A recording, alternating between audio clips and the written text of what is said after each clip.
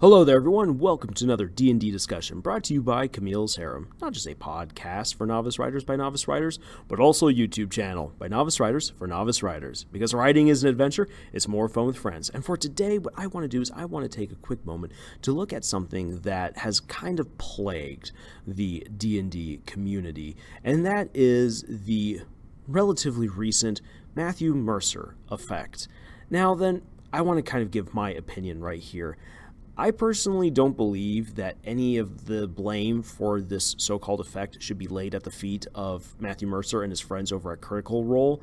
I think that really this is more of an issue that lies with new players of Dungeons & Dragons who don't fully understand what it is that they are getting themselves into.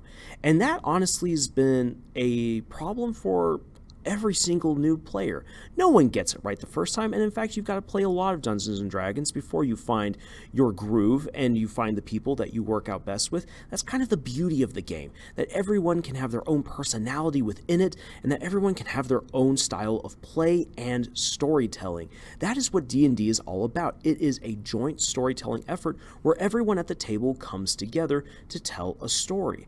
And I think that really the misnamed Matthew Mercer Effect is more a misunderstanding of what Dungeons & Dragons really is. And I will quasi-quote Crit Crab from one of his more recent videos, where he says that Dungeons & Dragons is about everyone at the table bringing what they have to the story, that the Dungeon Master creates a world and that the players then populate it with their own thoughts, their characters, and with the stories that they want to explore. And of course, the Dungeon Master has his or her own stories and characters that they throw in. And what's fun about Dungeons & Dragons is seeing how these different personalities, these ideas, and everything mesh together. Sometimes it can work out really, really well, and other times it just falls apart horribly. And when it falls apart horribly, that's where you need to have good communication. You pick up the pieces, you either start it over new, you start a new game altogether, or you try to work things out and you make the game better than what it was. And I have to say that as someone who's been playing Dungeons & Dragons for a while now, it's kind of interesting to talk about the Matthew Mercer Effect because, for me personally, I actually didn't know anything about Critical Role until relatively recently, a little bit into their second campaign. I actually knew more about the Adventure Zone well before I knew anything about Critical Role. And so for me, when I heard that the Adventure Zone was this D&D podcast and I got into that, I was like, wow, more people should be into this. And then come to find out later on that Critical Role was one of the more popular stories that was on out there. And I tried giving Campaign 1 from Critical Role a try. There's definitely some cool story plots in there. There's some great character moments and everything, and the fan art and whatnot is gorgeous, and I'm actually reading some of the prequel material to Campaign 1. However, when I tried to just sit down and watch it or listen to it, it just didn't really jive with me. And maybe that's because I actually started getting into Campaign 2 before I got into Campaign 1, and I think that that's something that colors my bias here a little bit and also gives me a different perspective on the so-called Matthew Mercer Effect. You see, if you take Campaign 1, Matthew Mercer and his friends, and compare them to Campaign 2, it is almost a world's worth of difference. They grew a lot during Campaign 1. I actually feel like Campaign 1 pales in comparison, in my personal opinion, to the Adventure Zone Campaign 1, where the McElroys did a phenomenal job just bringing their A-game to every single episode and just playing things out in this ridiculous world that ended up becoming just such a heartfelt, amazing story.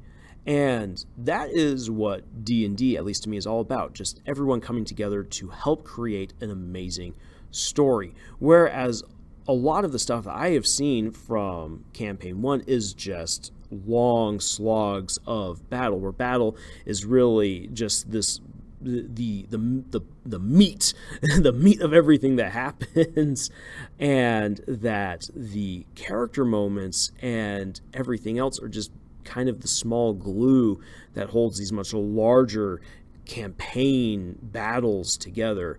At least from what I've seen, there's definitely others who love some of the drama that the players created for themselves within the world that Matthew Mercer created, but it is very different from Campaign 2, where we get way more character moments and a much slower moving plot. Now then again, that is not to dig on Campaign 1 or the people who love Campaign 1 of Critical Role. This is just my own personal observations into what I've seen going on around here.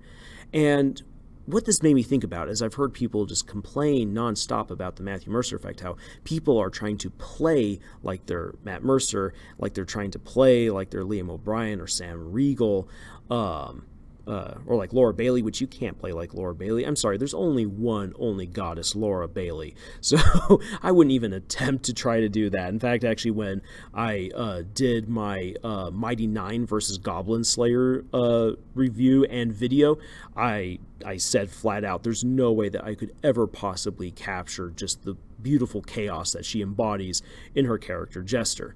But all that being said, when I looked at Campaign 1, you could just tell that these were friends who were just having a lot of fun with their own world and story. It blew up. It kind of is something that got away from them.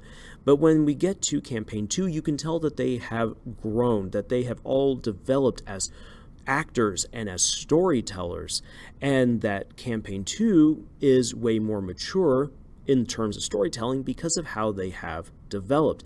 And that is something that we all have to take into consideration. When you start playing Dungeons & Dragons, or when you start telling any kind of story, it's going to be raw. It's going to be immature as opposed to what you will create years down the road. You are going to hone your craft and become better the more that you work at it. I feel like we've kind of made a big deal out of the whole newbies having a difficult time trying to really put the game into practice. True, it kind of gets annoying when everyone is trying to emulate Critical Role because there's so many other great stories that are out there. But you know what? It's kind of like fan fiction. Fan fiction is gloriously terrible for the most part, and it is just like, you really thought that this was okay to write and to do? And that's kind of what I see happening with this new generation of Dungeons & Dragons players. And my hope is that if they actually stick to the game, that eventually they will grow, they will mature, and they will find their own voice and their own playing style and other people who will complement them so that way they can develop their own joint stories. If they don't, if they stay forever stuck in Critical Role, that's really their loss.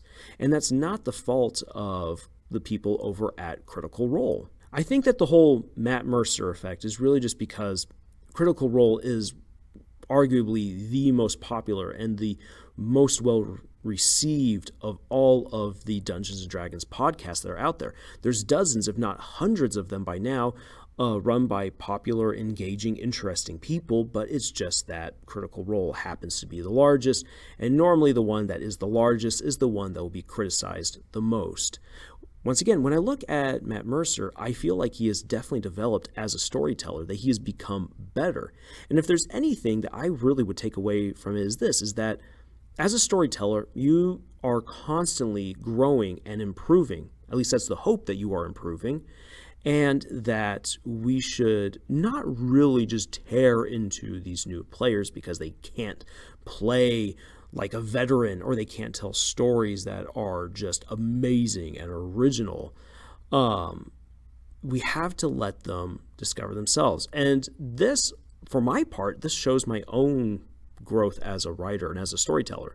Because if you had talked to Lars 5 years ago when Camille's Harem was just getting going, my opinion would have been very different, because I was coming onto the scene with ideas that had been evolving and maturing in my own mind for many, many years. And I was like, this is something, I kept saying, this is something new, this is something different. And a lot of people agreed with me, and they're like, wow, you should really go for this. But though I came with my own unique original ideas, I was very, very new at storytelling. And as a result, those stories were not communicated very well. And that is something that we should give to all new players and to all new storytellers, being the freedom to make mistakes and the time necessary to discover their own voice and their own style.